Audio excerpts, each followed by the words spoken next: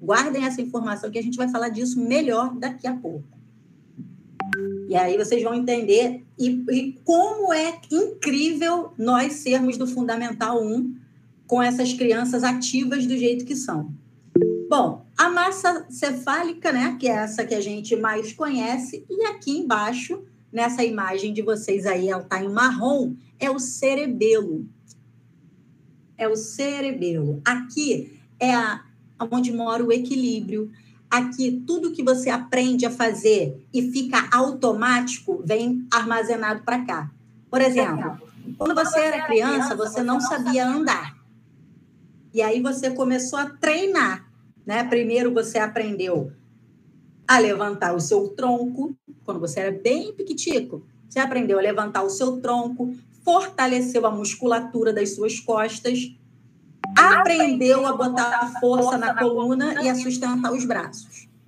Depois disso, você aprendeu a rolar, a ir para um lado e para o outro, também fortalecendo sua musculatura, também entendendo como que funciona essa tal dessa coluna. Depois, você aprendeu a se arrastar, engatinhar, colocar o seu peso inteiro só na palma das suas mãos e numa parte da sua perna.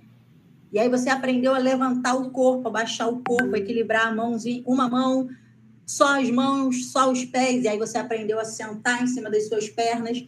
Daqui a pouco você aprendeu a ficar em pé, a se equilibrar. E aí você começou a desafiar, olha bem, você começou a desafiar a força da gravidade. Porque até então, você vivia na horizontal. Agora você aprendeu a se colocar de pé. E não satisfeito, você vai aprender a se movimentar contra a força do vento. Tudo isso o seu cérebro está aprendendo a fazer. Quando você já está craque e você aprendeu a andar, hoje em dia, se você quiser andar, você levanta e anda. Literalmente. Você não precisa pensar que você tem que botar um pé na frente do outro, trocar o peso de lado, fazer a compensação, dar um passo do tamanho da sua perna. Você não precisa mais pensar, racionalizar. Isso quer dizer que o movimento de andar está aqui, ó, armazenado dentro do seu cerebelo. Você que já sabe ler, você que já sabe escrever, já está armazenado aqui. O movimento da sua mão já está armazenado aqui. O movimento da sua boca já está armazenado aqui. Porque aqui estão as coisas que já estão automatizadas, que você não precisa mais pensar. Dirigir, por exemplo, fazer um arroz. Você não fica ali pensando quanto de medida de arroz você vai botar, quanto de sal. Você já sabe. Você simplesmente faz. Às vezes você fala assim, meu Deus, eu fiz o arroz e nem me dei conta. Não é isso? Estou dirigindo. Meu Deus, cheguei em casa. Já cheguei? Ih, menina, estou com a mente tão voando. Nem prestei atenção que eu já cheguei em casa. Não sei nem por onde que eu passei. Nem lembro. Já está no automático. E aí, um pouquinho aqui embaixo, é o bulbo.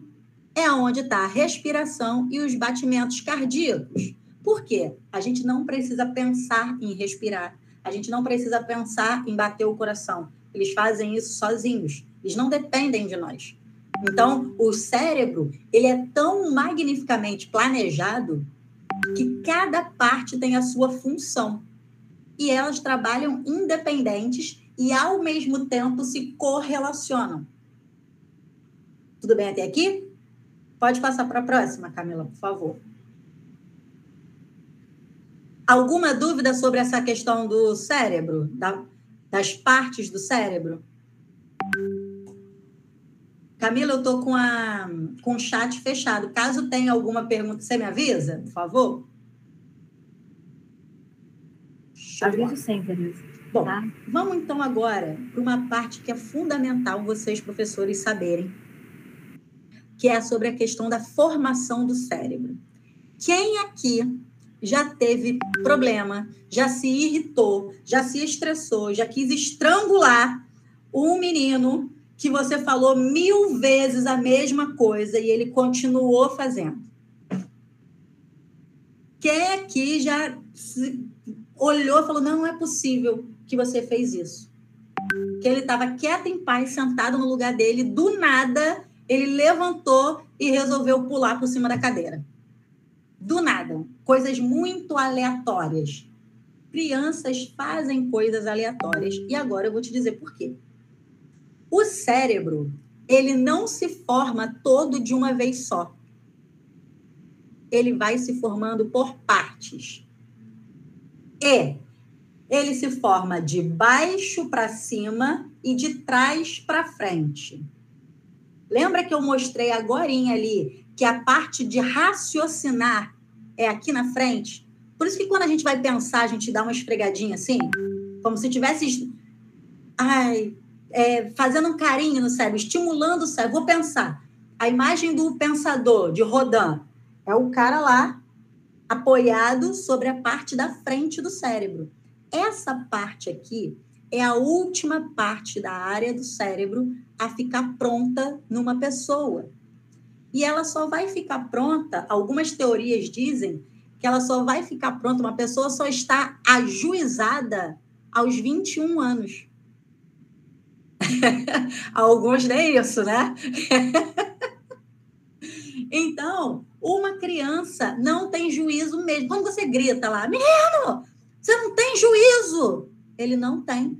Mesmo a neurociência prova que ele não tem juízo mesmo. Um adolescente que pega o carro escondido, achando que está sendo super moderno, aí você pergunta, você não tem juízo? Não tem. Um adolescente, ele ainda não tem a área do juízo formada. Incrível, né? Podiam ter contado isso para nós há 10 anos atrás. Quando você se estressa com um aluno porque ele está fazendo alguma besteira, porque ele não está tendo um comportamento ou porque ele parece muito imaturo, é porque essa área cerebral dele ainda está em formação. E a partir de agora, você vai olhar para esse menino e vai falar, tadinho desse cérebro, ainda falta um bocado para ele. E qual é a sua função? Emprestar o seu cérebro para ele. Você, adulto, é o cérebro da relação. Lembra do desenho Pink, o cérebro? Vocês lembram dos ratinhos? Que o Pink era o doidinho, que só fazia maluquice, tinha as ideias mais loucas, e o cérebro era a razão. Você é a razão. O adulto é a razão da relação. Então, você vai dizer para o seu filho, você tem que tomar banho hoje. Mãe, mas de novo, eu tomei banho ontem. Você tem que tomar banho hoje. Você tem que ensinar para ele hoje, de novo, amanhã, de novo. Para o seu aluno, a mesma coisa. Quando você entende que a formação do cérebro é de baixo para cima, eu vou adiantar um pouco da aula, mas daqui a pouco eu volto nisso. Quando eu digo para você que a formação do cérebro é de baixo para cima, dentro do cérebro, daqui a pouco tem uma imagem aí que vai mostrar para vocês, tem uma parte chamada sistema límbico. O sistema límbico é onde mora a nossa emoção, é onde mora o nosso sentir. O amor, a raiva, o ódio, a tristeza, a alegria, moram dentro do nosso cérebro. Aristóteles, lá em 1900, antigamente, muito antigamente, Aristóteles achava que as emoções eram no coração. E por isso, até hoje, a gente atribui as emoções ao coraçãozinho. Toda vez que a gente quer demonstrar afeto por alguém, a gente bota um coração. Virou uma comunicação. Mas, em verdade, está dentro do cérebro, dentro da amígdala. E aí, quem aqui tem criança sabe que uma criança de 2 anos, ela é totalmente emocionada. Tudo para ela é intenso demais, tudo para ela é um sofrimento. Ela quer comer pedra. Aí você fala para ela que ela não pode comer pedra. Ela se joga no chão, ela faz um escândalo danado. E parece até que você está esganando. Eu vou pedir para vocês fazerem uma coisa. Pega a sua mãozinha, pega seu polegar e coloca dentro da sua mãozinha e fecha a sua mão. Ok? Pode fechar. Esse é o tamanho do seu cérebro. Agora o seguinte, levanta a sua mão Essa área aqui, os dedos, ela é a razão. E o seu polegar é a sua emoção. No dia a dia, agora, por exemplo, a gente está assim, com a razão bem grudadinha com a sua emoção, porque você está tranquila, você está ok, está tudo certo, você está num lugar controlado, numa posição ok. Quando você, por um acaso, toma um susto, ou quando você acontece alguma coisa que você fica com raiva, acontece isso. A sua razão se desconecta da sua emoção e a sua emoção fica aqui, ó, sem limite. E aí você começa a gritar, você quer bater, você quer estrangular e você fica enlouquecido. O que você precisa fazer? Você precisa sair daquele lugar e você fala, eu vou me acalmar. Quando você fala, eu vou me acalmar, o que você está tentando fazer? Você está tentando baixar a sua razão para de volta da sua emoção. Vai falar, não, vai ficar tudo bem. Tá tudo bem, voltei. Ou seja, você fez esse movimento de voltar a sua razão para a sua emoção. O seu aluno de 9 anos, 8 anos, 7 anos, ele não sabe se controlar. Ele não sabe acalmar a emoção dele e trazer a razão. Por quê? Como eu disse, a emoção ela está na parte de baixo do cérebro. Ela está na parte de dentro e na parte de baixo. O cérebro não se forma primeiro de baixo para cima e de trás para frente. Então, primeiro, ele fica com o emocional pronto para depois ter o racional. Por isso, às vezes, o seu aluno, sei lá, seu aluno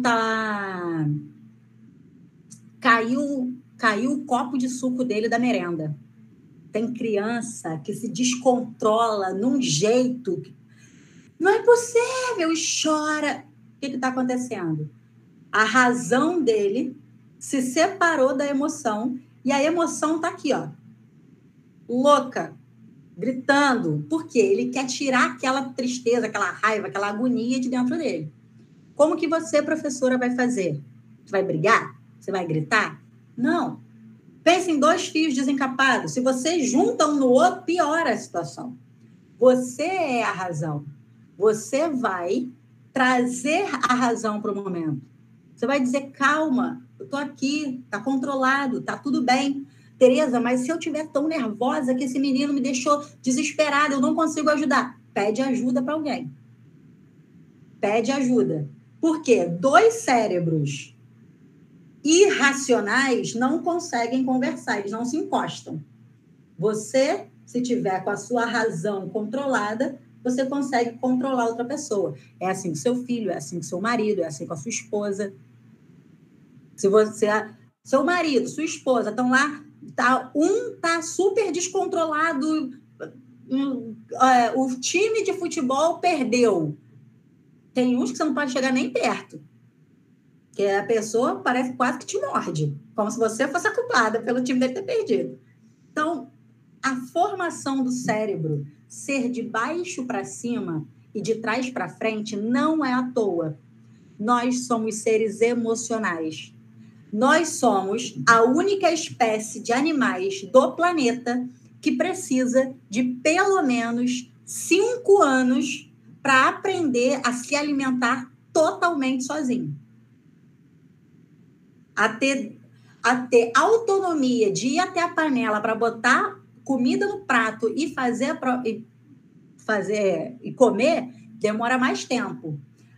Preparar a própria comida, a gente precisa aí de pelo menos uns 12, 13 anos. 12 anos para conseguir se alimentar totalmente sozinho. Por quê? É o tempo que o cérebro humano precisa para começar a produzir a razão. Faz sentido isso até agora? Essa informação é aplicável para a sala de aula?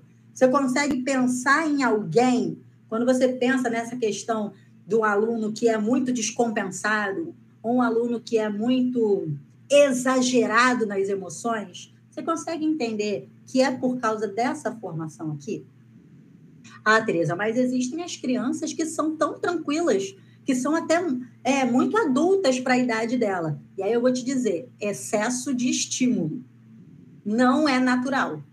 Ela convive num ambiente onde ela é hiperestimulada a ter um comportamento mais adulto. Ou porque ela é a irmã mais velha, ou porque dentro daquela família tem algum descompasso e ela precisou ocupar um outro lugar que não é o dela de criança somente. E isso também vale na sua avaliação. Quando você tem lá uma criança que não consegue ser apenas criança, interfere na aprendizagem dela. Por quê? Uma criança lá do 2º ano, com 7 anos de idade, ela está desenvolvendo a oralidade, a lógica. Ela está desenvolvendo a lógica. Se você percebe que essa criança convive num ambiente que ela não consegue só ser criança, que ela tem outras responsabilidades, alguma área do cérebro dela está hiperestimulada e a outra não está sendo estimulada. Isso é nítido em sala de aula. Nítido. Tudo bem até aqui? Vamos adiante, por favor, Camila?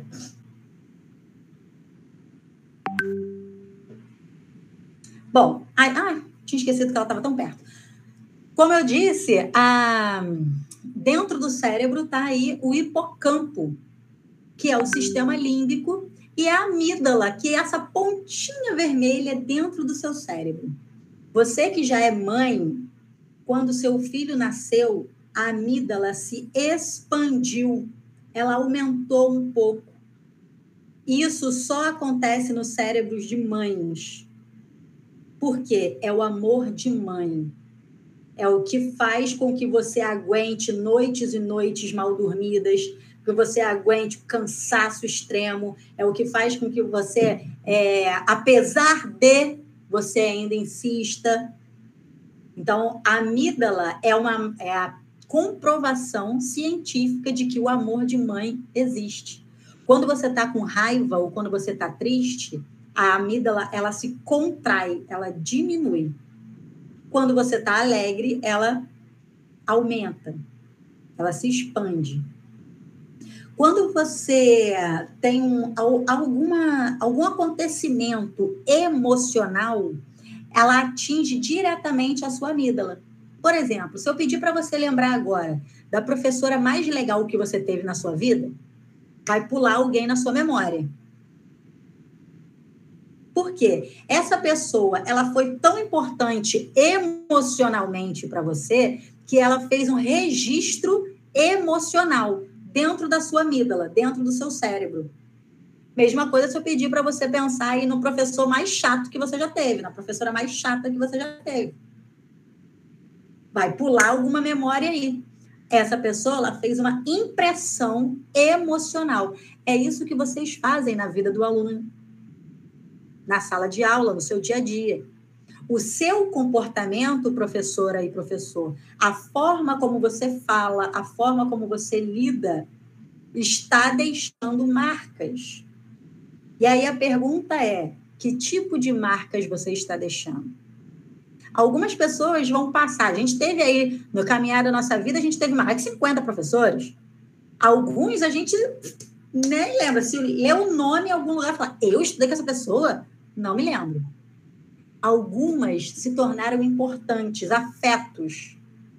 Por quê? Elas foram morar dentro da sua amígdala. Quando você ensina algo para alguém, você está deixando uma impressão emocional, um registro emocional. Dentro do seu cérebro, tudo aquilo que eu falei do slide anterior, do lobo parental, do lobo occipital, do lobo temporal, tudo aquilo trabalha em função dessas duas áreas aí. Porque tudo que você ensina para o seu aluno, e agora você vai falar por você e por eles, tudo que você ensina e serve para alguma coisa, lembra, registra, fica. Aquilo que não serve para nada é esquecido. Quantas e quantas coisas a gente estudou na vida e hoje em dia, se eu botar aqui uma equação de 2º grau na minha frente, eu vou sair chorando. Não faço a menor ideia. Para que serve? Naquele momento pode ter servido, mas hoje não me serve mais. Estou falando aqui um monte de nome bonito para vocês. Os nomes vocês vão esquecer. O importante é qual é a impressão. Se o conteúdo que você vai passar para o seu aluno é realmente importante, você precisa fazer desse conteúdo um registro emocional. De preferência, um registro emocional positivo. Porque senão a pessoa toma ranço da matéria e nunca mais vai querer olhar para aquilo ali.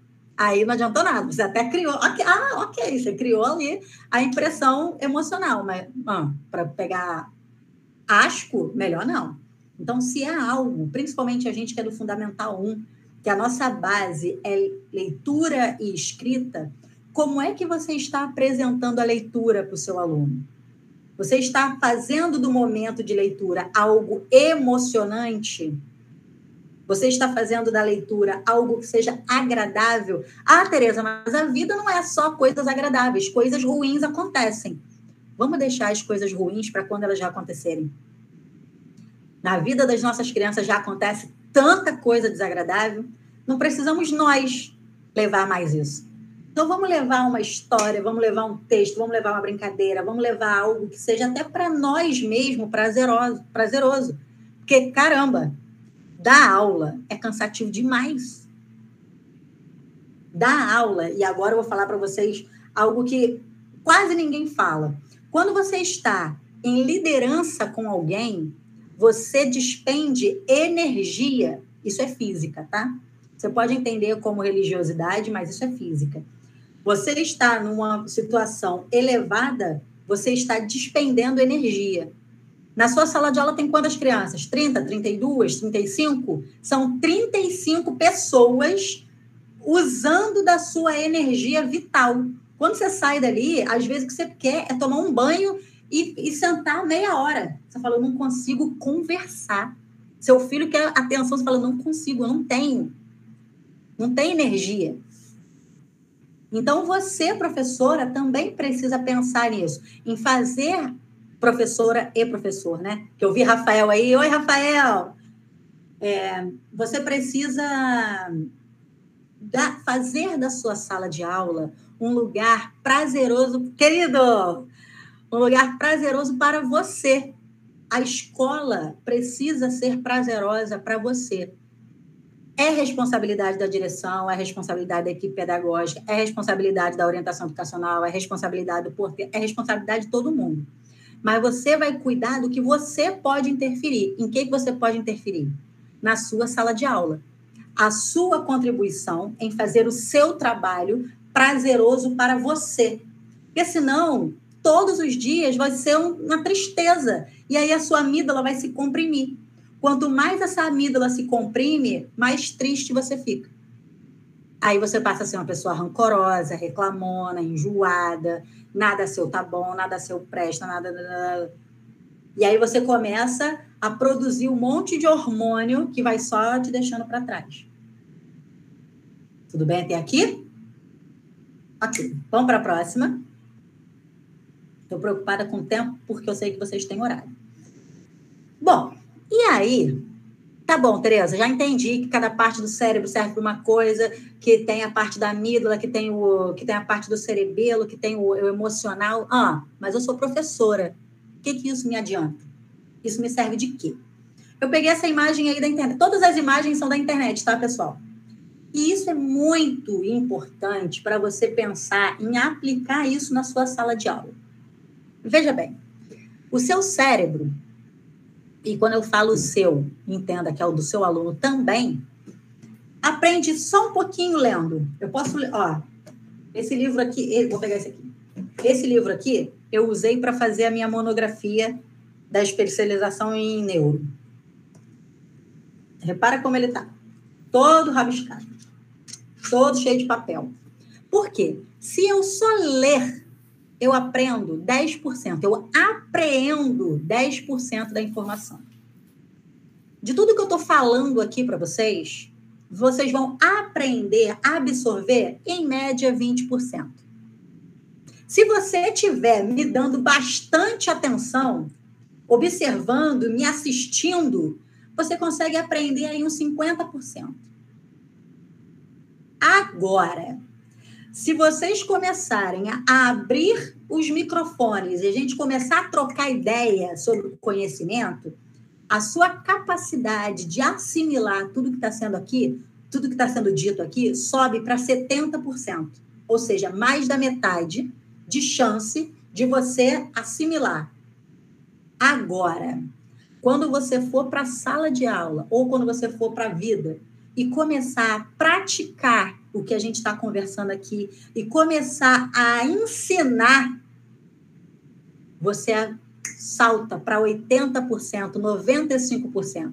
Por exemplo, nesse assunto aqui, eu sou a professora, eu estou, a priori, dominando esse assunto. Quanto mais eu ensino isso para vocês, mais eu aprendo. Ou seja, eu vou chegando mais perto dos 95%. Por quê? Eu estou preocupada em me fazer entender. Eu estou pegando um conhecimento, associando com a minha cultura de vida, fazendo uma mistura e querendo que você me entenda. Então, eu estou usando uma linguagem corporal, eu estou fazendo uma expressão facial, estou modulando a minha voz, estou usando objetos para que você me dê atenção. Você, na sala de aula, também é assim. Quer ver?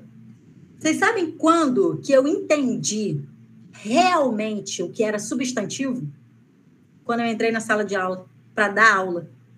Eu sabia o que era, na teoria. Um dia, explicando a matéria, fez plim. Falei, caraca, entendi. Agora eu entendi. Então, por que eu estou trazendo isso? Você, professora, vai proporcionar ao seu aluno o momento da leitura, o momento dele ouvir, o momento dele observar, o momento dele debater. Quando você pergunta, e aí, o que você entendeu? Ah, eu não entendi nada. Não é possível. Aí você, professora, vai começar a fazer perguntas curiosas. Você não entendeu nada? Nem aquela parte assim. Ah, entendi. Não, e mais o quê? E aí você vai puxando dele. E aí, de repente, você pode dizer para o seu aluno, Luciana, vem cá, vem aqui na frente, explica aqui para os seus colegas. A cara dela, chega regalou. Explica aqui para os seus colegas essa matéria de hoje. Você que já entendeu tão bem, explica aqui. E aí a Luciana vai dar aula, ela vai ensinar. Ela pode ir lá para frente apresentar um trabalho, ela pode ir lá para frente explicar no quadro, como se ela fosse a professora, ou você pode dividir a sua turma em grupos e ela vai explicar ali para 1, 2, ou de repente, explica para o seu colega. Às vezes, né, a gente pensa assim, meu Deus, eu já falei isso 10 vezes e o menino não entendeu. Não é possível. Eu não estou falando grego. Aí você vai lá e faz, Luciana, explica para ele lá, por favor. Aí ela vai. E aí a Luciana sai ganhando, porque ela entendeu melhor a matéria, porque ela se empoderou daquilo. Ela falou, caraca, a professora confia tanto em mim que ela está me pedindo para explicar. E é muito provável que o aluno também vai entender. Por quê? Eles são crianças. Eles falam a mesma linguagem. Eles se entendem. Então, professoras, nós precisamos aprender a sair de cena um pouco, a deixar com que o aluno tome posse do conhecimento, deixar com que eles ensinem uns para os outros. Só que aí vai esbarrar numa coisa muito importante. Qual é a sua capacidade de trabalhar num ambiente que não está totalmente controlado? Porque, às vezes, a gente não deixa o aluno se manifestar porque vai falar demais, né? Que aí vai, meu Deus, que barulheira! Ai, não sei o que eu faço. Calma. Acalma, professora. A sala de aula é o seu ambiente. Calma. Essa semana eu recebi um pedido de ajuda, né, de uma professora falando, pelo amor de Deus, o que eu faço para ensinar meus alunos a ficarem mais calmos? Eu não sei mais o que eu faço. Eu falei, primeira coisa, você precisa ficar calma. Lembra? O cérebro dela estava assim, ó. Ela estava desesperada. Primeiro você tem que ficar calma, que você é a razão da situação.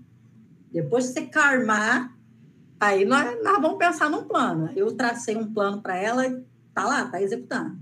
Deixa eu ler vocês aqui. Quando eles não me entendem, eu faço isso. É a melhor coisa, Luciana, que a gente pode fazer. É deixar que eles se entendam. Crianças se entendem. Ah, Tereza, mas às vezes minha turma é tão agitada, eu não consigo fazer com que eles se ajudem, né? Que eles ensinem uns para os outros. A gente vai fazer por partes. Primeiro, você vai, por exemplo, eu quero dividir a turma em pequenos grupos para que eles aprendam a um ajudar o outro. Você vai passar aí primeiro, professores, uma semana ensinando os seus alunos a organizar o grupo, sem fazer nada. Organiza o grupo e volta para o lugar. Mas, Tereza, para quê? Porque lembra que o cérebro precisa fazer de novo?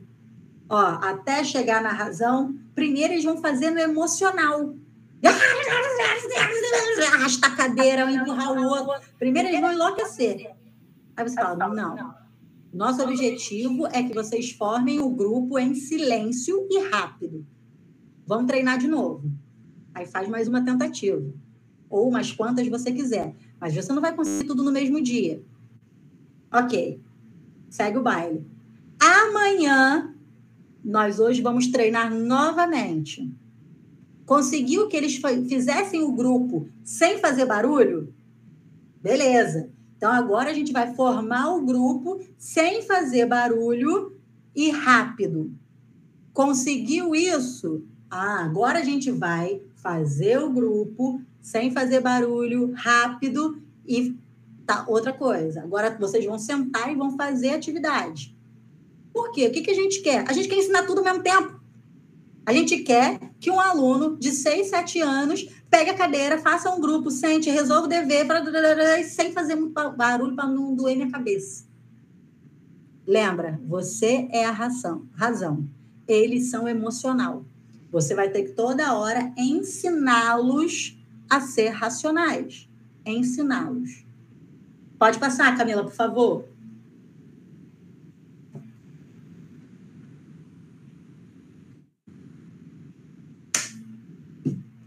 E aí, por que eu falei que você vai toda hora repetir? Vamos fazer o seguinte. Imagina aí que tem uma floresta. Usa a sua imaginação. Tem uma floresta e nessa floresta tem uma cachoeira. Só que ninguém nunca foi nessa cachoeira. Nunca. É fácil chegar nessa cachoeira? Provavelmente. Provavelmente sim ou provavelmente não? Mexam a cabeça aí. Provavelmente não, né? É uma floresta fechada, muito mato. Aí você, muito desbravadoramente, porque quer chegar nessa cachoeira. Aí você pega um facão no primeiro dia e você vai lá e tem um trabalho danado, corta um matagal que só chega lá na cachoeira. Cara, que cachoeira linda, todo mundo tem que vir aqui, essa cachoeira é muito linda, meu Deus. Aí você volta para casa, aí você fala para as pessoas, a gente tem que ir lá amanhã. A gente tem que ir lá amanhã, porque a cachoeira é muito linda. Quando você volta amanhã, o caminho está tão difícil quanto ontem ou está um pouquinho mais fácil? Já que ontem você cortou o matagal. Um pouquinho mais fácil, né? Espaço Criar, desculpa, como que é seu nome? Laurimar, muito prazer, Laurimar. Você fez assim com a mãozinha. E aí, então, tá um pouquinho mais fácil, porque ontem eu passei. Aí hoje foi eu e uma galera. Beleza, tomamos banho na cachoeira maravilhosa, voltamos. Aí cada um chega na sua casa e fala: a gente foi numa cachoeira lá, muito legal, todo mundo tem que ir. E aí todo dia agora começam aí grupos de pessoas nessa cachoeira. O que começa a acontecer com o caminho? Ele vai ficando mais difícil ou mais fácil?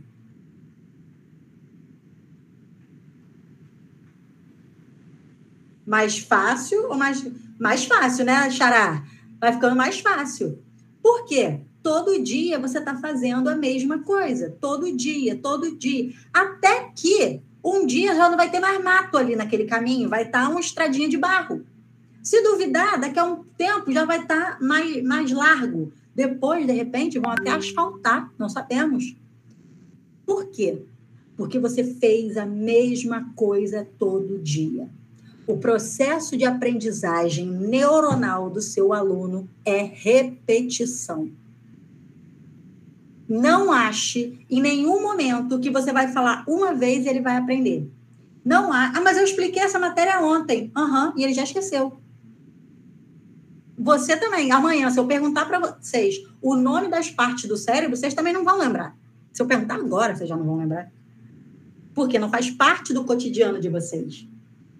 Agora, se vocês começarem todo dia a estudar sobre isso, a ler sobre isso, todo dia, daqui a pouco vocês estão, craque, na ponta da língua. É a trilha do aprendizado. Então, professora, qualquer matéria que você der para o seu aluno, você tem que ensiná-lo pelo menos 3 vezes, até pensar em cobrar alguma coisa. Até você cogitar na hipótese de vou mandar um dever de casa para ele fazer sozinho. Você já deu aquela matéria em sala de aula com a sua supervisão pelo menos 3 vezes? Mas eu vou passar, eu passei hoje, aí eu passo o dever de casa para reforçar. Não vai funcionar. Vocês sabem que não funciona, né? Eu não preciso dizer. Não funciona. Por quê? Ele não aprendeu ainda. Ele só viu a matéria. Ele agora sabe que existe aquele assunto, mas ele não conhece ainda. Então, amanhã, você vai passar de novo na trilha. Na primeira vez que você apresenta a matéria, você está com um facão cortando o mato. No segundo dia, você está amassando o mato. A partir do 3º dia, é que vai começar a ficar fluido. Então, quando você for, professora, explicar soma, dezena, agrupamento, você vai falar mais de uma vez e não adianta ser no mesmo dia. Por quê? É preciso dormir e acordar para que o conhecimento assente, tome espaço. E também é preciso beber água, porque o cérebro humano ele funciona à base d'água. Quanto mais bebemos água, melhor o aprendizado. Pode falar, Luciana, libera seu microfone. É verdade que não só criança, né? Qualquer pessoa só aprende nos primeiros 40 minutos de aula, ou isso é só uma falácia? A gente vai falar sobre isso daqui a pouco. Tem a ver, mas não é totalmente verdade. Sim. Quando a gente falar de ritmo, daqui a pouquinho, eu deveria ter mandado a pauta da aula para vocês, né? Eu esqueci. A gente está falando agora de desenvolvimento neurológico, daqui a pouco a gente vai falar de neuroplasticidade, e aí no final da aula a gente vai falar de rotina, ritmo e afetividade. Quando a gente falar de ritmo, tem a ver com isso aí que você falou, tá, Luciana? Pode passar, por favor, Camila? Bom, o que acontece? Por que eu expliquei, por que eu disse para vocês essa metáfora da trilha? Por causa disso aqui, ó. O nosso cérebro, ele é formado por neurônios, né? O neurônio é a célula cerebral. Os neurônios, eles se conectam com outros neurônios. Eles se conectam. Tem esse desenhozinho aí, azul e amarelo, através das sinapses. As sinapses. Cada vez que você aprende alguma coisa nova, um neurônio se aproxima do outro. E aí, lembra que eu falei para vocês que uma criança nasce com 100 bilhões de neurônios? Por quê? Os primeiros 7 anos de vida são os anos que a gente mais aprende na vida. A gente aprende tudo. Você nasce, você aprende a respirar. No instante que você nasce. Forçadamente. Daqui a pouco você tem que aprender a chorar. Você tem que aprender a abrir a boca. Você tem que aprender a sugar. Aprender a engolir. Seu intestino vai aprender a digerir. Seu estômago vai aprender a digerir. Seu intestino vai aprender a separar o que serve e o que não serve. O que não serve, ele vai aprender a fabricar as fezes. Tudo é aprendizado, que começa no cérebro. E aí, cada vez que você refaz alguma coisa, esse neurônio vai se aproximando do outro. E aí, quando você realmente aprende, eles se conectam. Então, vamos supor, meu aluno chegou lá na escolinha e é a primeira vez que ele vai ouvir falar sobre letras. Aí, aqui está um neurônio, pum, se aproximou do outro. Aí, no outro dia, a professora fala de novo sobre neurônios, sobre letras. E aí ela vai falando. Aí um dia ele fala, mãe, meu nome está escrito bem ali, ó. Ele aprendeu, conectou. Um neurônio grudou no outro. Só que isso não é de um dia para o outro. Como você está lá na sua primeira infância, eu chamo de primeiro setênio, que eu sou uma estudante de antroposofia. E aí lá no primeiro setênio, né, lá na primeira infância, o seu aluno está aprendendo um monte de coisa, aprendendo. Quando chega mais ou menos na fase dos 6 anos, que é quando ele chega no primeiro ano do fundamental, o cérebro dele faz o que a gente chama de poda neuronal. Ou seja, meu cérebro estava super disposto a eu aprender a tocar violoncelo. Só que eu não aprendi a tocar violoncelo até os meus 6 anos de idade. Aí o que meu cérebro faz? Desliga aqueles neurônios.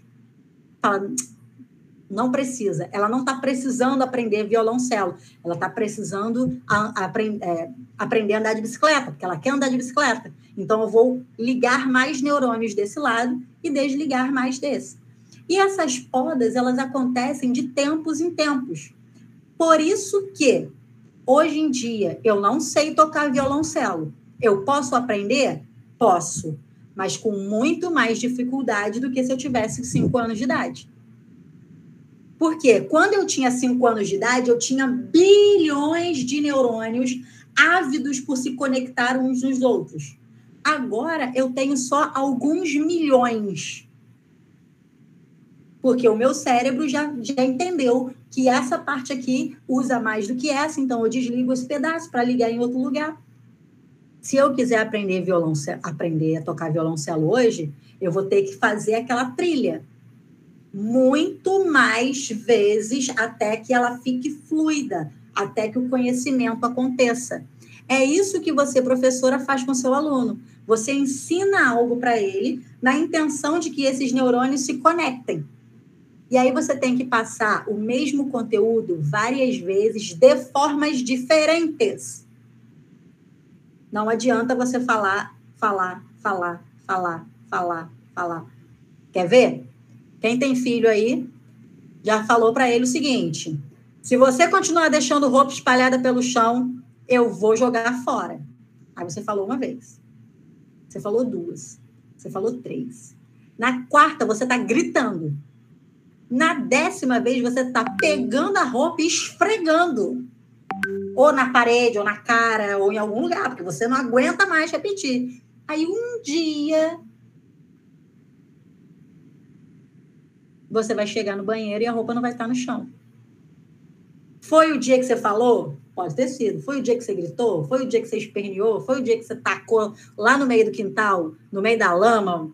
Pode ter sido. Foram todos os dias. Então, aprendizado, anotem isso, aprendizado é repetição. É ciência isso. Você está conectando todas as áreas do seu cérebro. Essa é a mágica que você faz, professora. A sua mágica é conectar neurônios. Todos os dias. E aí você fala, e aí outro dia a criança fala, e aí outro dia outra pessoa fala. A sua mágica é essa. Conectar neurônios. Pode passar, por favor, Camila?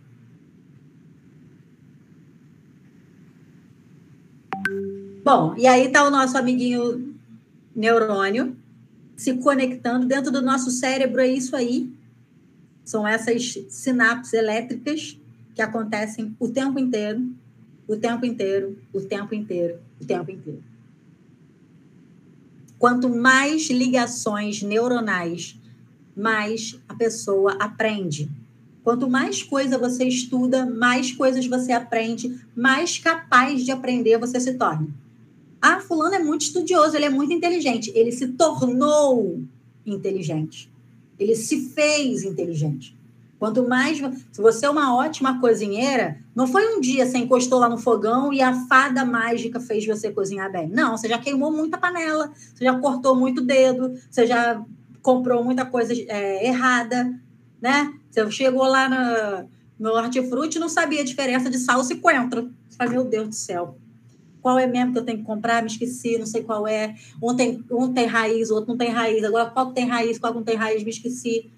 Quando você faz isso 12 vezes na semana, você já aprendeu. Então, você professora, você não tem um dom de ensinar. Você se fez no dom.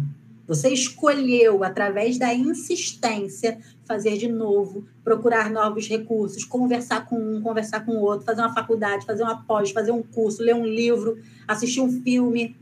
Você se tornou uma excelente professora. É uma escolha racional. Tudo bem até aí? Pode passar, Camila, por favor.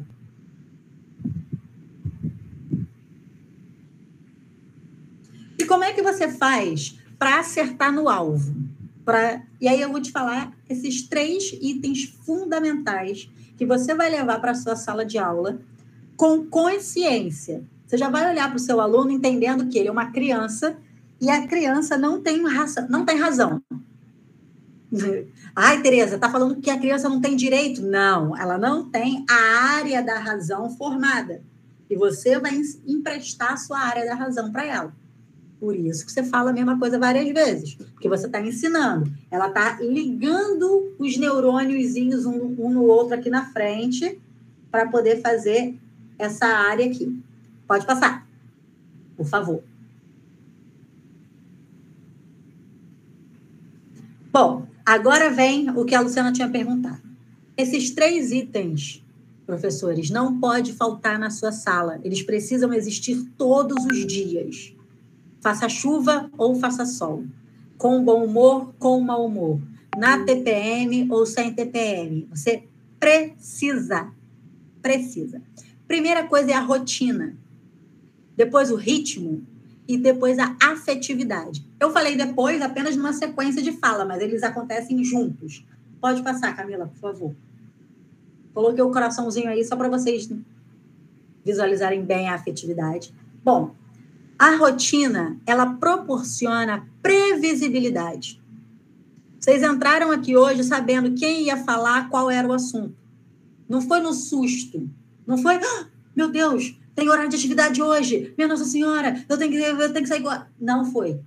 Quando você proporciona previsibilidade, você fica calma. Você sabe o que vai acontecer. Então, a rotina, ela não tem que ser engessada. A rotina é o cartão de tranquilidade. Então, você vai ser aquela professora que vai chegar no horário, não é cada dia uma hora diferente. Você é aquele professor que tem o seu planejamento de aula feito. Por quê? Você precisa saber o que você vai fazer. Porque se você entra numa sala de aula e você não sabe qual é a matéria que você vai dar, o que vai acontecer, energeticamente você já está vibrando tensão. Mesmo que você pareça calmo. Por quê? Você tem que dar um jeito. Nesse momento, você tem um problema para resolver. O que eu vou fazer com essas 32 crianças sem matéria durante 4 horas? Impossível. E as crianças sentem cheiro de professora nervosa. Elas sentem, elas têm uma olfato apuradinha, elas sentem, elas falam, a professora não sabe o que vai fazer na aula hoje. É nesse dia que o pau quebra. Você fica doida, você não sabe. Aí você abre o armário. Eu sei, gente, dizem 15 anos de sala de aula. Não estou falando dos outros, não. Estou falando de mim. Tá? Não estou falando não que vocês façam isso, não. Eu que fiz, muitas vezes. Abrir o armário, pegar o livro para ver qual atividade que ia dar. Nisso, a sala de aula já pegou fogo. Despreparo meu, falta de rotina da minha parte. Se eu chego na sala sabendo que o que vai acontecer naquele dia, eu já estou com a minha mente mais tranquila. Não é verdade? Então, você vai para a sala com segurança. E o seu aluno, ele não acredita no que você fala, ele acredita no que você emana. Se você tem uma postura segura, o seu aluno, independente da idade que ele tem, ele pode ser um bebê maternal, ele pode ser na faculdade. Se o professor, se aquela figura é segura, você confia nela. Toda criança quer, todo aluno quer confiar no seu professor. E a rotina traz isso. Você sabe, por exemplo, né, como era o meu esquema de aula. Eu chegava, esperava todo mundo sentar, dava as boas-vindas, fazia meditação, conversava e fazia um momento de leitura. Após o momento de leitura, eu começava a atividade do dia. Depois da atividade do dia, tinha o lanche. Aí, depois do lanche, eu concluía a atividade e, por último, eu corrigia o dever de casa de ontem, ou de semana passada, que fosse. Então, a estrutura da minha aula era muito clara para mim e para os meus alunos. Eu escrevia no quadro. Eu escrevia no quadro a ordem das atividades. Podia acontecer, por exemplo, eu colocava lá, chamada, educação física. Eu colocava as coisas e algumas vezes eu falava para eles, olha, tá aqui tudo que a gente tem que fazer, não necessariamente nessa ordem. A rotina, seu aluno sabe que é que vai acontecer. Quando apaga a luz, por exemplo, a gente está lá, planejou passar um filme e a televisão não liga. Meu Deus, a gente fica vou fazer o quê? A aula era o filme e agora não tem mais filme. Então, rotina. Saiba o que vai acontecer, uma coisa depois da outra. Isso é para um cérebro, para qualquer idade, para um cérebro imaturo e para um cérebro maturo. Aluno precisa de rotina, precisa saber que a aula vai começar tal horário e vai terminar tal horário. Não fique com o aluno depois do horário, não adianta nada, não é produtivo. Além de não ser justo com você, que você tem o seu horário de trabalho, né? O seu horário é de 7h30 até 11h30, o seu aluno tem que aprender a ser produtivo dentro daquele horário. Mas também você não vai esperar, tá escrevendo no quadro e bater o sinal. Não, você tem que se organizar. Se o sinal bate às 11h30, então eu tenho que parar de passar a atividade 10h50. Para dar tempo deles fazerem a atividade, para dar tempo de eu corrigir. Porque 11h30 acabou a aula. Não tem mais o que fazer. Se eu coloco essa criança de castigo ali, ele não produz nada. Eu tô dando a impressão negativa. Lembra da impressão emocional que eu falei lá na amígdala?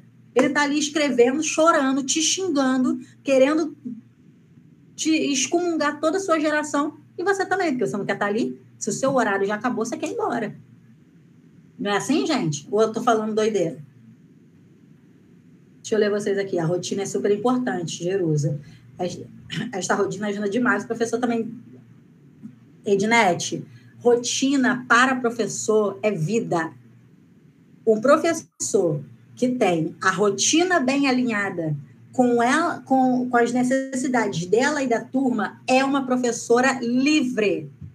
Livre, porque você sabe o que vai acontecer. Se der algum problema, você tem rápido para resolver.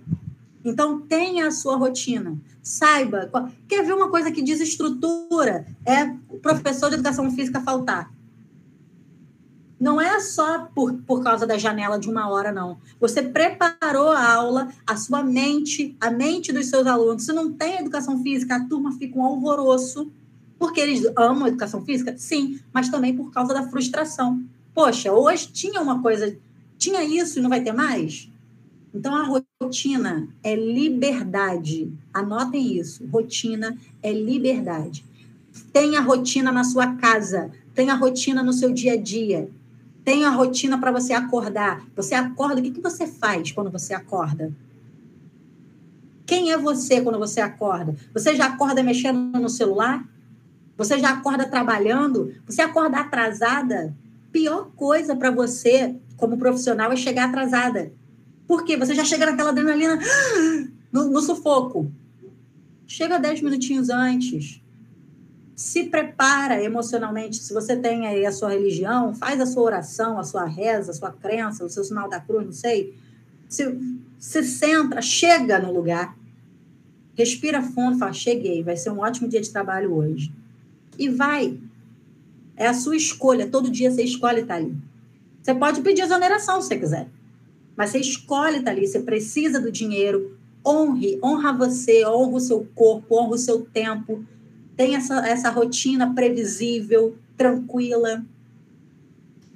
O segundo, tudo bem até aqui, né? Podemos ir. Estou muito atrasada? Meu Deus. O segundo, agora sim, hein, Luciana? Ritmo. Gente, rotina. Quando você tem... O que é a rotina? Sequência de atividade, um horário.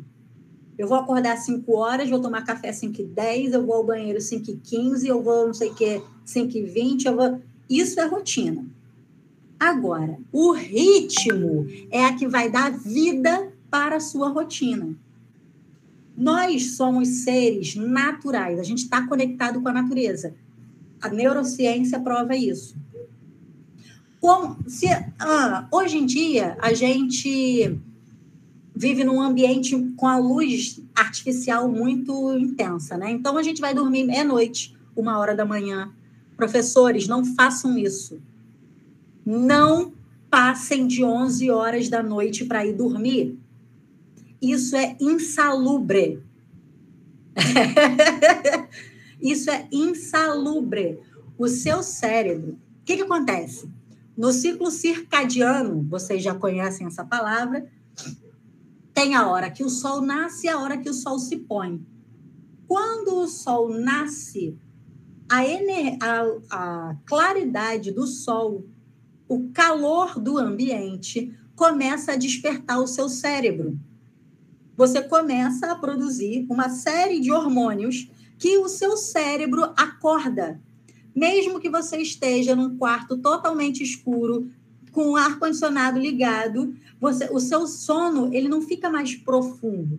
Você fica com um sono mais leve, ou seja, você não está mais descansando. E o contrário conforme o dia vai findando e a noite vai chegando, o seu cérebro para de produzir cortisol e você começa a relaxar até que chega uma hora que você está com sono. Ah, Tereza, mas eu não sinto sono. Só sinto sono meia-noite, 1h da manhã. Excesso de tela, o nome disso. Excesso de estresse, excesso de café, excesso de açúcar, excesso de gordura. Não é natural. Por quê? O melhor sono é entre meia-noite e 4 da manhã. Se você vai dormir todo dia, meia-noite, 1h... Só que para você entrar nesse sono, ter nesse sono maravilhoso, né, entre meia-noite e 4 horas da manhã, você já precisa estar dormindo, porque o seu sono, ele também tem uma rotina, ele tem uma sequência, ele precisa acontecer. Bom, e aí você precisa dormir, mas o assunto da aula não é sobre dormir, o assunto da aula é sobre ritmo na aula. E aí o que acontece? Quando você acorda, você está numa velocidade. Vamos supor que você acorde 6 horas da manhã, 7 horas da manhã você ainda está um pouco lenta, 8 horas da manhã você está um pouco lenta, 9 horas da manhã, pum, a chave vira. Aí você está, energia, gás total, seu aluno também. Gás total é aquela hora que eles chegam super tranquilos de manhã cedo, não é? Chega tudo bem. Menos a galera da rota, para vocês aí não tem rota não, né? Que eles já chegam agitadíssimos. E aí, quando dá meio-dia, você almoça. O que o seu cérebro faz? Pega toda a sua energia. Você terminou de almoçar? O que acontece depois do almoço? Dá sono. Por quê? O seu cérebro pega toda a sua energia e direciona para o seu estômago, para você fazer a sua digestão. Por isso que a gente sente sono depois do almoço, porque é para a gente ir dormir.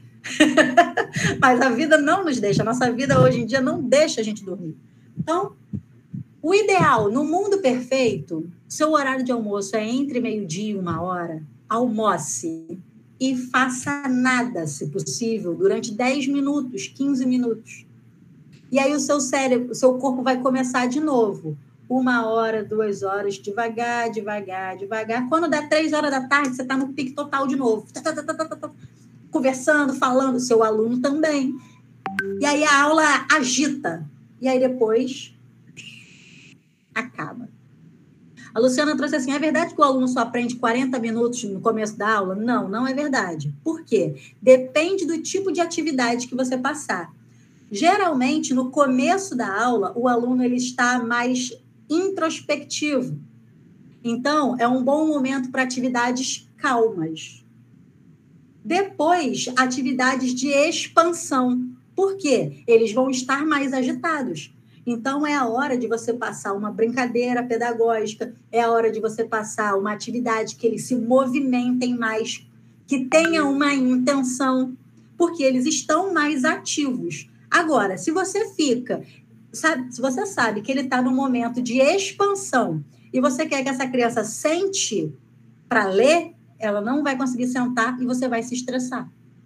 Você vai se aborrecer, porque você já falou 1000 vezes que é para ele sentar e ele não senta.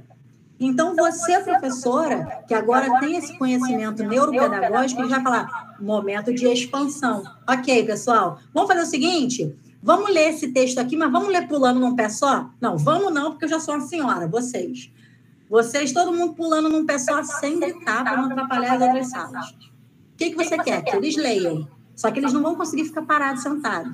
Porque eles acabaram, sei lá, de vir da educação física, acabaram de comer, acabaram de vir lá de fora do lanche. Então, você vai dar uma atividade. Então, tá, todo mundo com a mão para cima. Agora a outra mão. Para que eles movimentem o corpo, para que eles façam atividade de expansão. E eles vão estar assimilando.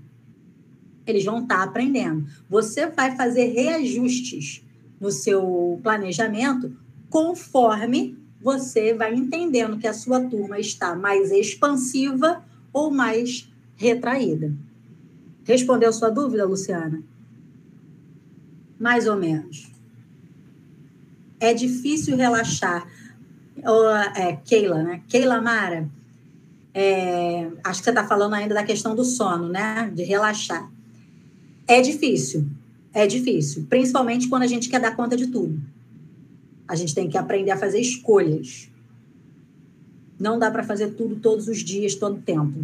Nós, como adultos, a gente comprou a ideia de que a gente é muito forte, muito ágil, muito esperto e que a gente sabe fazer tudo. A gente até sabe, só que o nosso corpo não está dando conta. Então, a gente precisa fazer escolhas. Necessariamente. Porque o índice de professores com burnout, com estresse, com estafa, com mau humor, com síndrome do intestino preguiçoso, irritado, com intestino preguiçoso, tudo isso é falta de dormir, falta de rotina e falta de ritmo. Tudo isso. Pode passar, por favor, Camila.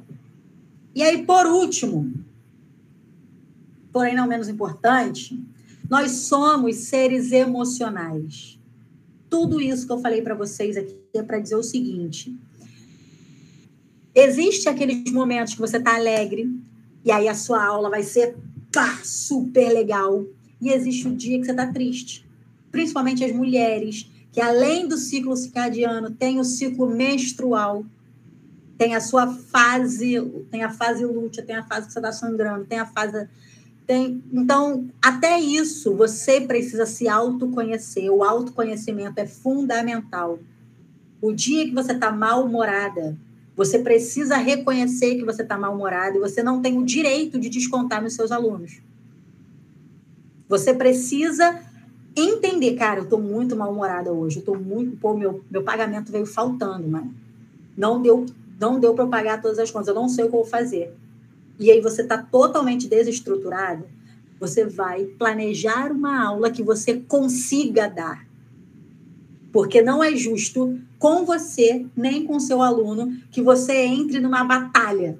E aí você vai começar a exigir que eles fiquem sentados em silêncio, sendo que é um grupo de 25 crianças de 6 anos no primeiro ano. Eles não vão ficar. E você vai se desgastar mais ainda. Então, você precisa entender, às vezes, né, vocês trabalham numa comunidade que tem várias peculiaridades. Às vezes, o seu aluno está super agitado. porque ele não dormiu de noite, porque teve operação e porque, sei lá o que aconteceu, e ele não conseguiu dormir. É da sua função entender, racionalizar o que aconteceu com esse menino. Ah, Tereza, mas ele é terrível todo dia. Hoje ele tem assunto. Não. Se ele vive uma realidade dessa hoje, todo dia ele tem assunto. E aí, como que você vai tornar o seu ambiente agradável? Como que você vai fazer para que essa sala de aula seja mais interessante? Professores, vocês competem com o mundo inteiro. É você contra o mundo. Por quê? Quando ele sai da sua sala, ele tem tanta coisa para fazer. Você também, né? Tem tanta coisa, tem o celular aí com tantas coisas para fazer. Então, você precisa se tornar, precisa se fazer, se construir uma pessoa interessante. Você precisa estudar, você precisa viajar, você precisa ir ao cinema, ao teatro, você precisa estar em contato com a natureza. Por quê? Quanto mais você se abastece enquanto pessoa, mais agradável você é. Aliás, você vai se esforçar para ser agradável, né? Tem gente que que tem tudo isso e é petulante pra caramba. Mas você vai se fazer agradável para os seus alunos e para você. Às vezes, a sua sala de aula está com um problema de infiltração seríssimo. Você não consegue resolver. A direção já pediu para a secretaria resolver, está esperando o setor de infraestrutura resolver. Você vai fazer disso um problema? Aí você vai ter que escolher a sua batalha. Você vai precisar escolher a sua batalha. Não é o campo ideal, mas é o que você tem. O que você pode fazer com o que você tem? Ah, Tereza, eu vou ficar tapando o buraco dos outros? Não estou falando isso. Tem que reclamar mesmo, tem que falar mesmo, tem que fazer ofício mesmo, tem que tudo mesmo. Estou falando para você não falar. Mas é justo com você só reclamar? Só andar triste? Só andar enfurecido? Como é que vai ser essa aula sua? Quais são as impressões emocionais que você está deixando nos seus alunos? O afeto, ele precisa vir antes de qualquer coisa. Você escolheu ser professora. Você fez o concurso porque você quis. Você fez o contrato porque você quis. Algum lugar dentro de você gosta de ser professora. Gosta de ser professor, gosta dessa troca. Você gosta de ver as crianças se desenvolvendo. Busca isso. Nos momentos mais difíceis, nos dias mais desesperadores, bota a mão no teu coração, respira fundo. O que é que me faz voltar aqui todos os dias? E aí você vai lembrar disso, você vai agarrar isso, falar, mais um dia. Porque senão, todo mundo vai desistir. Ah, Tereza, mas é muito difícil, está muito difícil, tem muita demanda, é muito problema. Cada ano parece que só piora. Eu sei. Só que você não está ali pelos outros. Você está ali, professor, por você. Você escolheu. Faça da sua vida melhor. Faça você a sua vida valer a pena. E aí, quando a sua vida começa a valer a pena, o seu casamento começa a valer a pena. E se não estiver valendo a pena, você troca. O seu emprego começa a valer a pena. Se você não começa a valer a pena, você troca. Se o sapato estiver machucando, você troca. Se a roupa não estiver agradando, você troca. Se a dieta não estiver funcionando, você troca. Você precisa fazer a sua vida valer a pena com consciência, com emoção. Não é só desistir por desistir. Ah, a professora falou para trocar, então eu vou trocar. Não. Vale a pena para você? Faz sentido? Falamos disso no início. Faz sentido para você? E anotem isso, que agora é a nossa última passagem. Se faz sentido, faz sentir. Se faz sentido, faz sentir. E é através do sentimento que você vai dar boas aulas, que você vai ser criativa, que você vai fazer propostas, que você vai trazer coisas. Quando você deixa de sentir, Nossa, como é triste quando a gente convive com pessoas que deixam de sentir. Talvez vocês conheçam alguém que está ali obrigado, arrastado, né? Parece que está corrente nas pernas. Se faz sentido, faz sentir. Pode passar, Camila, por favor. Muito obrigada pela sua atenção. Eu me chamo Tereza Cristina. Essa foi a nossa aula sobre neurociência aplicada à prática pedagógica. Se vocês quiserem me seguir nas redes sociais, lá no Instagram, eu sou tia da escola, que Paulo Freire não me ouça. Mas eu gosto quando as crianças me chamam de tia. Quando os meus alunos me chamam de tia, faz sentido. E aí eu sinto. Agora, em outras situações, não faz sentido. Gostaria que vocês falassem o que vocês acharam dessa aula, se valeu a pena.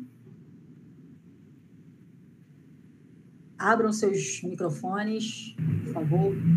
Nossa, Tereza, eu quero te parabenizar. Foi um momento muito gostoso, né? Eu registrei, inclusive, algumas considerações aqui que foram fazendo sentido para mim. A partir do momento que eu fui te ouvindo, né? A primeira delas é acerca do brincar, do lúdico, como é importante para a criança, em cima de tudo aquilo que você falou, né? Então, assim, a gente reforça a nossa prática dentro de sala de aula. Eu sou professora orientadora da escola e eu primo pelo lúdico. Esse e-mail aí que eu estou usando, Espaço de Reforço Criar, é um espaço lúdico que eu tenho, onde as crianças vêm para um reforço, mas um reforço onde, ao longo de 1 hora, 2 horas, elas não ficam estagnadas numa mesa. Legal. Né? Elas fazem, elas brincam, enfim. E eu vejo como muito importante isso. Outra coisa é essa fase, né, da educação infantil, importante até para o alfabetizar. E a gente também fala muito sobre isso. Andou na corda, em zigue-zague, linha reta e tal. Tudo isso, depois... Já fiz isso em algum momento. E aí é fácil a letra cursiva, é fácil esse, né, movimento, porque ela já fez com o corpinho dela outrora. Então, importantíssimo. Outra coisa importante é a questão da previsibilidade. Hoje também, no horário de atendimento, estávamos conversando com uma professora que comentou acerca de uma turma ansiosa, e a gente falou exatamente sobre isso, a questão da rotina. Coloque no quadro o que vai acontecer mais ou menos ao longo do dia, né? Então, muito importante. E fazer da minha escolha algo prazeroso e do meu aluno um bem valioso. Então, quando a gente decide isso, realmente fica muito mais fácil, porque, para fechar a minha fala, eu me lembro que eu comecei a cuidar mais de mim e a olhar mais para mim quando eu tive uma suspeita de câncer de mama no ano passado. E isso fez com que eu olhasse para mim e tentasse correr contra o tempo. Caramba. Opa, não, peraí. Porque até então, geralmente na nossa faixa etária, independente de ser homem ou mulher, você olha muito para a família, para aqui, para ali, para o trabalho, e você se deixa em último plano. Mas quando você descobre que você realmente tem valor, e um valor, assim, sabe, incomensurável, você realmente começa a correr atrás de você. Sim. Já viu um saco vazio puxar outro? Não, né? Então, às vezes, a gente faz um esforço muito maior, mas quando você está bem, quando você consegue avançar, entendendo quem você é em todo esse contexto, você caminha com mais leveza, e as pessoas percebem isso ao seu redor. Excelente. Isso é o que é legal, né? Excelente. Então, olha, magnífico. Obrigada. E aí eu deixo para as minhas amigas aí comentarem também. Parabéns. Obrigada. Mais alguém?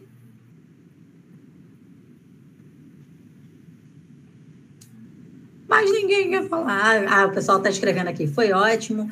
Amo trabalhar com lúdico. Foi de suma importância sua palestra. Parabéns. Obrigada, Ilha.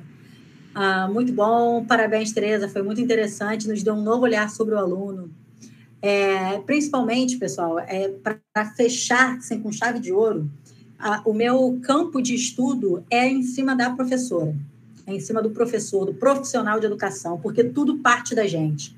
Se você está chateado, mal-humorado, né, não vai ser legal, não vai ser bom. Então, A gente pensa no aluno, o aluno ele é um reflexo do que você traz. Porque, às vezes, se você está bem, se você está com seu potinho de auto-amor cheio, às vezes aquela turma que está super desafiadora não vai te incomodar tanto. Você vai reconhecer a dificuldade, mas não vai ser um tormento. O conhecimento neurocientífico, ele traz uma clareza para nós e uma tranquilidade. Você saber que você está lidando e quais são as expectativas, né? O que você pode esperar dessa pessoa, né? O que você pode... eu estou ofertando isso, mas será que o meu aluno tem capacidade de absorver, de assimilar o que eu estou ofertando? E aí, quando você tem essa consciência, você começa a exigir menos. A exigir menos, não, estou usando a palavra errada. A esperar menos. Você vai começar a entender. Não, esse menino aqui ele tem capacidade. Ele tem condições de fazer. Não está fazendo, e aí eu vou cobrar. Ou então, não, aqui realmente falta isso, falta aquilo. Eu agradeço demais o convite de vocês. Muito obrigada. Espero vocês numa próxima. O 1º ao 5º ano é o meu mundo. O Fundamental 1 é a minha galera. Eu falo com muita propriedade, porque eu só não peguei como professora referência o 1º ano, mas eu dei aula como integradora há muito tempo no 1º ano.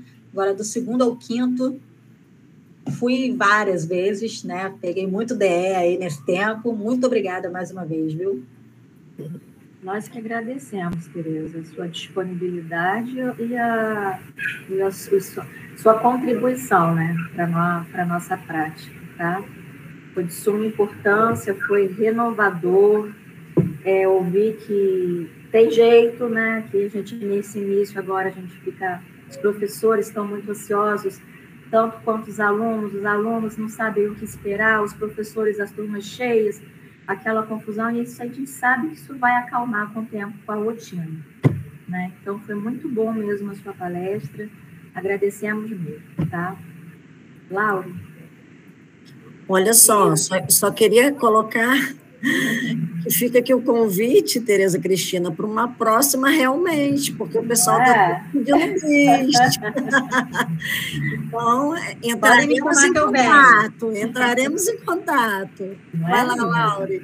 É isso aí. Mais uma vez agradecer, né? Todo mundo estava ali com o olhinho vibrando, cheio de sede pelo aprender, e realmente tudo que você falou tem a ver com a nossa prática. É entender que esse aluno, ele não está armado contra nós, parece que é algo pessoal às vezes, né? Não é possível, esse menino está fazendo isso todo dia, é porque é comigo e tal, e na verdade não é. Às vezes é algo que é com ele mesmo, né? Dele para com ele, e a gente não consegue ter essa visão, muitas vezes atrapalha até no sentido de apoio, de que forma eu posso ajudá-lo. Então, obrigada mesmo, e como a Fabi falou, fica aí o convite extensivo a um outro momento, né? Vamos aprimorar aí a nossa conversa, e a todos os demais, muito obrigada por vocês estarem aqui. Eu sei que todo mundo está bem cansado, né? A grande maioria trabalhou hoje, labutou, mas está aqui, interagiu, e tenho certeza que todos sairão daqui de forma bem diferente de como chegaram, tá bom? Obrigada a todos. Um beijo e cheiro para vocês e até a próxima. Tereza, valeu. Tchau. Boa noite, gente. Até amanhã, se Deus quiser. Boa noite, gente. Tchau. Oi, Bia. Meus amores, alguém meninos e meninas. Peterson, Jerusa, Íria, Camila, Carmen, Fabi, Carol, Fernanda, Naira, Simone Gomes, Simone Campos, Rafael, a todos vocês e aos demais, Claudinha, Ana, um beijo, tá? Um beijo carinhoso. Fiquem com Deus. Boa prática para nós, que a Carmen. Em equipe a gente possa aprender cada vez mais, praticar cada vez mais.